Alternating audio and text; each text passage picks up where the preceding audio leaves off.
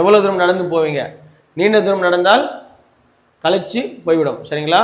அப்படின்னும் போது என்னன்னா அவர் சொல்றாரு, 1 மைல் தூரத்தில் ஆரம்ப பள்ளி, 3 மைல் தூரத்தில் நடுநிலை பள்ளி, 5 மைல் தூரத்தில் உயர்நிலை பள்ளி இருக்கணும்னு திட்டம். சரிங்களா? அவரு ரொம்ப எளிமையா பேச தெரியும். பேச்சா கேட்டுருக்கீங்களாமா? யூடியூப்ல அவரோட பேச்செல்லாம் தான் கேட்டு பாருங்க, ரொம்ப சிறப்பா இருக்கும். அதோட ஒன்று பார்த்தீங்கன்னா, நெல்லை கண்ணன் ஐயா ஒருத்தர் இருக்காரு. அவர் என்ன பண்ணுவார்னா, காமராஜர் பத்தி பேசுவார், எல்லாரும் பத்தியும் பேசுவார். நெல்லை கண்ணன் அவர் வந்து தமிழ் கடல் சொல்லுவாங்க. அவரை ரொம்ப முக்கியமான நபர். கம்பராமாயணத்தை அவரை மாதிரி சொல்ல ஒரு ஆளே கிடையாது. ரெஃபரன்ஸே கம்பராமாயணத்துக்கு நம்ம நெல்லை கண்ணன் ஐயா தான். அவர் வந்து திருநெல்வேலி. இப்போ பாடலாசிரியர் கபிலன் கேள்விப்பட்டிருக்கீங்களா? அவரோட மகன் தான் அவர். கபிலன் தான் அவரோட மகன். அவங்க அப்பா தான் நெல்லை கண்ணன். ஆக சிறந்த தமிழ் பற்றாளர். அவர் வந்து காங்கிரஸ் கட்சியில் இருந்தார். காமராஜருடைய விருப்பத்தில் காங்கிரஸ் கட்சியில் இருந்தவர். நம்ம மாண்புமிகு முன்னாள் முதல்வர் கலைஞர் மு கருணாநிதியை எதிர்த்து போட்டியிட்டவர். அவர் போட்டியிடுறதுக்கு ஒரு தைரியம் வேணும்ல, அவரோட பேசுறது ஒரு தைரியம் வேணும்ல. அவரே வந்து தமிழ் ஆளுமை மிக்க சிறந்த தலைவர். அவரோட பேசணும்னா, நம்ம கலைஞர் அவர்களை கீழே உட்காந்து படித்தவங்களே இன்னைக்கு இப்போ மந்திரியா இருக்க மிஸ்டர் ஜெகத் ரட்சகன் சார் இருக்காங்க. அவங்களாம் வந்து ஆழ்வார் சொல்லுவாங்க, தமிழ் ஆழ்வார்னுவாங்க. ஆழ்வார்னா சாதாரண விஷயம் இல்லாமல் அவங்க பேசுகிற தமிழ் நம்மளுக்கு பிரமிப்பாக இருக்கும். அவ்வளோ பேசுவாங்க. கலைஞர்கிட்ட கீழே உட்காந்து படித்தவங்க. அதேமாதிரி பாக்கியராஜ் வந்து அவர் பேரை சொல்லவே மாட்டார், கருணாநிதி பேரை சொல்லவே மாட்டார், கலைஞர் தான் சொல்லுவார். கடைசியும் கலைஞர் தான் சொல்லுவார்.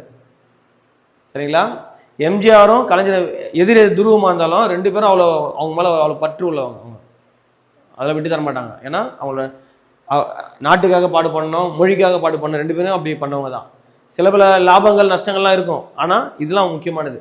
சரிங்களா? அதே மாதிரி இவரும் அப்படி தான். முழுக்க முழுக்க வாழ்க்கையை திருமணமே செஞ்சுக்காம வாழ்க்கை மக்களுக்காக அர்ப்பணிச்சு போயிட்டாங்க. சரிங்களா?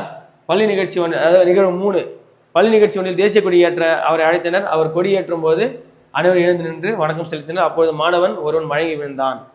இது கேட்பாங்கம்மா, இன்னும் நம்ம டீட்டெயிலாக படிப்போம். எப்படின்னா எந்த பள்ளியில் விழுந்துன்னு அதெல்லாம் அந்த டீட்டெயிலாக இருக்குது. அது அடுத்த மற்ற வகுப்பில் வரும்போது படிச்சுக்கலாம். சரிங்களா?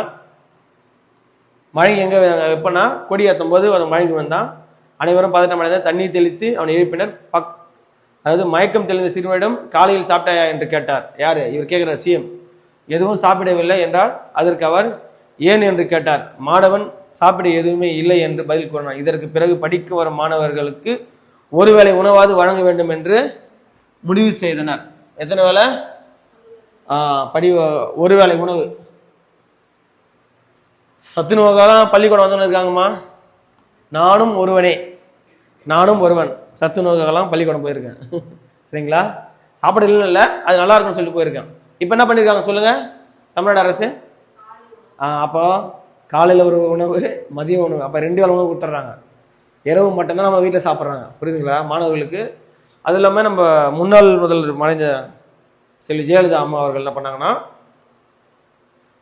புரதச்சத்து நிறைய கொடுத்தாங்க. சுண்டல், பட்டாணி, அதாவது தானிய வகைகள்லாம் கொடுத்தாங்க. முட்டை வந்து 1 முட்டை இருந்தது, அப்புறம் 2 முட்டையை மாற்றினாங்க. அப்புறம் வாரம் ஃபுல்லாக முட்டை, தினந்தோறும் முட்டை. தெரியுமா தெரியாதா உங்களுக்கு? தினந்தோறும் முட்டை போடுவாங்க. தினந்தோறும் முட்டை. நாங்கள் படிக்கும்போது 1 முட்டை போட்டுருந்தாங்க ஃபஸ்ட்டு. அதுக்கப்புறமேட்டு வந்து அதை வந்து 2 முட்டை, வாரத்தில் 2 முட்டை மாற்றினாங்க. அப்புறம் நம்ம சில ஜெயலலிதா வந்தவொடனே தினந்தோறும் முட்டை, பருப்பு வகைகள் கொண்டு வந்துட்டாங்க. ஸோ அதெல்லாம் எவ்வளோ சத்து கிடைக்குமா? தினந்தோறும் முட்டை சாப்பிட்டா எவ்வளோ ப்ரோட்டீன் இருக்காதுல்ல, ரொம்ப எனர்ஜி. முட்டை வந்து ரொம்ப நல்லது. மற்றதில் கிடைக்கிற சத்தை விட முட்டையில் கிடைக்கிற சத்து ரொம்ப அதிகம். அதுக்கெல்லாம் அடித்தளை யாரு, வழிகாட்டி யாரு? கர்ம வீரர் காமராஜர். சரிங்களா? காமராஜன் அசால்ட்டா சொல்லிடக்கூடாது வார்த்தையை. முன்னாள் முதல்வர் ஐயா கர்ம வீரர் காமராஜர். சரிங்களா? அவங்களாம் இன்னைக்கு அடித்தளம் நம்மளாம் ஒன்றுமே கிடையாது. அப்புறம் பரமைக்குடி தலைப்பாளையத்தை பார்த்தபோது உடன் வந்த கல்வி அதிகாரியிடம் பேசினார். இந்த காட்டாற்றில் தண்ணீர் போகும்போது இந்த பக்கத்து மாணவர்கள் எப்படி பள்ளிக்கூடத்துக்கு போவார்கள்? பார்க்குறாரு, தண்ணி போகுது, எப்படி பசங்க போவாங்க? சுற்றியும் தான் போவாங்கன்னு அங்கே பள்ளிக்கூடம் கட்ட சொல்கிறாரு.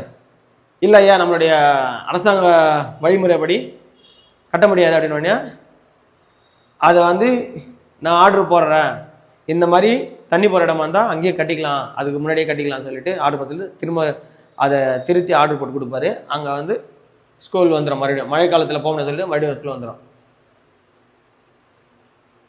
ஆடு மேய்க்கும் சிறுவர்களையும் பள்ளிக்கூடம் செல்ல வழி செய்தவர் யார்? நம்ம ஐயா காமராஜர்.